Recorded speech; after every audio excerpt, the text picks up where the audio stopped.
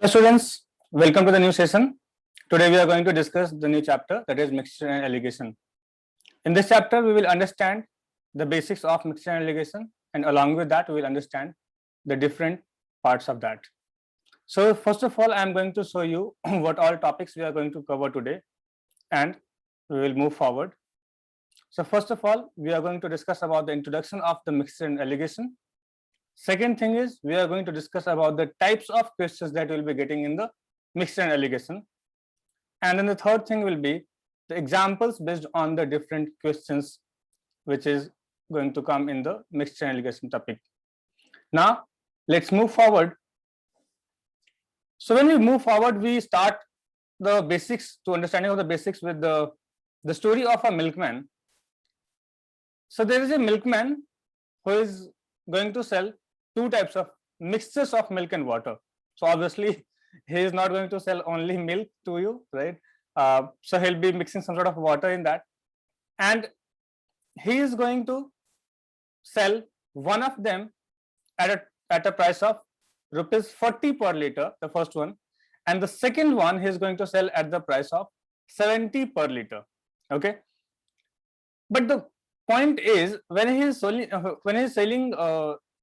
the different items on the different, when he's selling the different mixtures at the different price, he is not able to sell the quantity that is required. So the mixture which is at the rupees 40 per liter, people are finding that as very cheap quality. The mixture which is at the price of 70 per liter, people are getting that one as a very expensive one. So that is why he is not able to sell any of them. Then he applied a strategy of mixture and alligation. Okay, how he is applying that strategy? So what he is doing now, he is going to mix both of them in some ratios, and then he is selling the new item at rupees 60 per liter, the new mixture at rupees 60 per liter. Now you have to find out in what ratio he has mixed the two mixes here, in what ratio he has mixed the two quantities here. So for that one, what you have to do, you have to write down the informations in this format. First of all, a 40 for A, a 70 for B,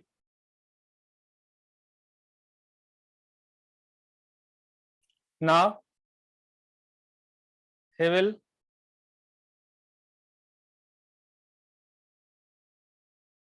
join both of them, and then he will sell it at 60 per liter. Okay, now if you have to find out like in what ratio he is mixing both of them, what you can do is you can simply find the difference for the 70 and 60 here. That is going to be 70 minus 60, and you can find the difference here, that will be 60 minus 40. You remember, you can only apply the mixture and alligation process if you have this middle value given as, if we have the middle value given as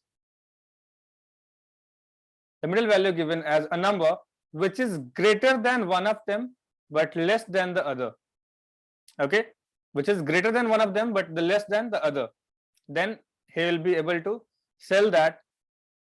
Then he will be able to, you will be able to apply this mixture and alligation process. So in this process you get the ratio here as 70 minus 60, that is going to be 10, and here you get the ratio as 60 minus 40, that is going to be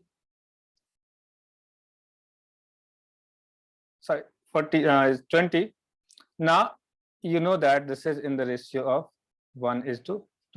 So this is going to always give you, I mean here you will be always applying the same sort of quantity.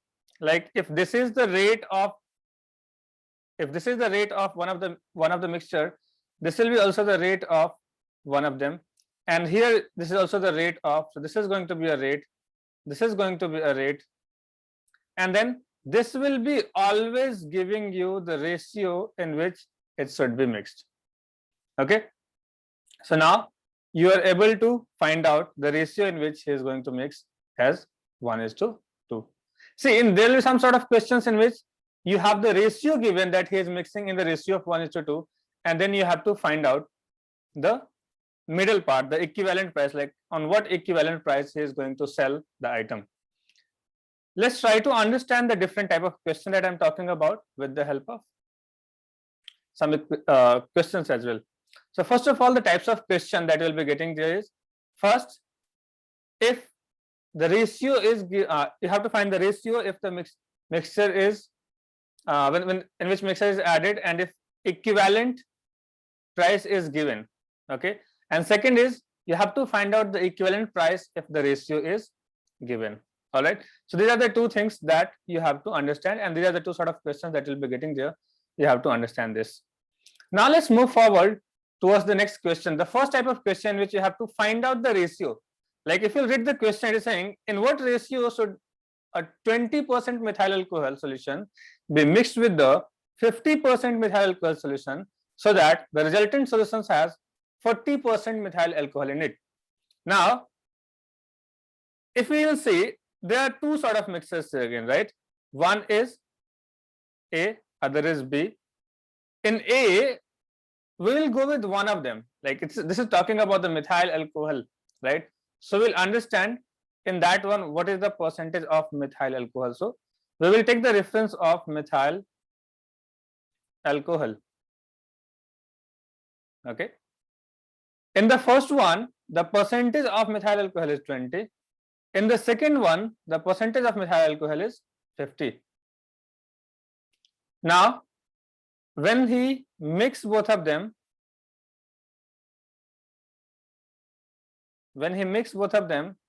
now the percentage of methyl alcohol here is going to be 40.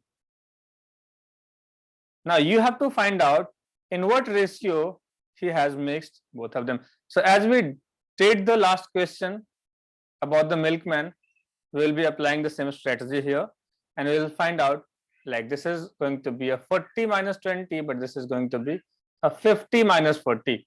So in this way, you'll be able to get the value as 10. In this way, you'll be able to get the value as 20.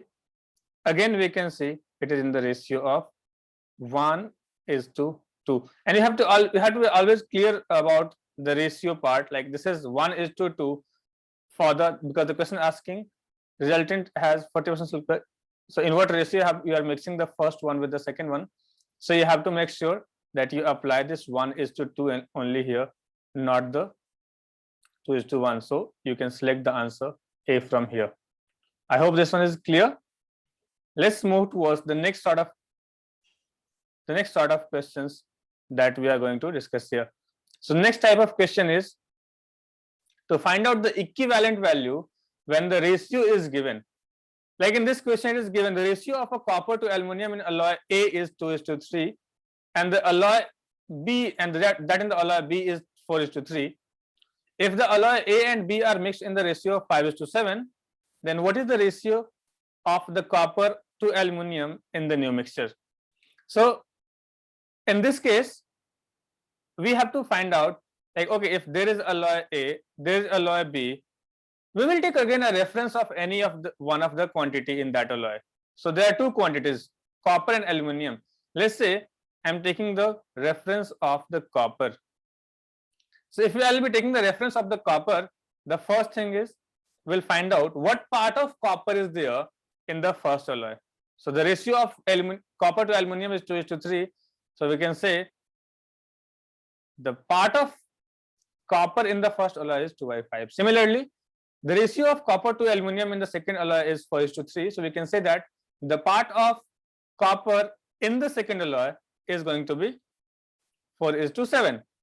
Now we will apply the same strategy, but we don't know that what is the part of copper in the mixture, because that is something we have to find out. But we know that in what ratio it has been mixed. So we can write down the ratio here. The ratio is 5:7, and we can take a value x here. Now to solve this one, we are going to use the approach of weighted average. What is the weighted average approach? We will write down the x here. We'll multiply this value 5 with this side and 7 this side, like this. 2 by 5 multiply with the 5 plus 4 by 7 multiply with the 7 divided by 5 plus 7. So divided by these two ratios. Now you can find it as 2 plus 4, that is 6, divided by 5 plus 7, that is 12. That means 1:2. So in this case we can say, because we have used here the part of copper. So if this is the part of copper, this is also the part of copper in the B, and that's why this value x is also the part of copper in the mixture. So if the part of copper is 1/2, that means the other half of them is going to be the aluminum, and that is why we can say the ratio of copper to aluminum in the new mixture is going to be 1:1, because 1 out of the 2 is the copper, so 1 out of 2 will be the aluminum. And I think now it is clear to all of you. So here I'm going to erase this now. Okay, so we'll be discussing about this similar kind of questions in our next session. We'll be discussing about more difficult questions as well. Let's see in the next session. Thank you for watching.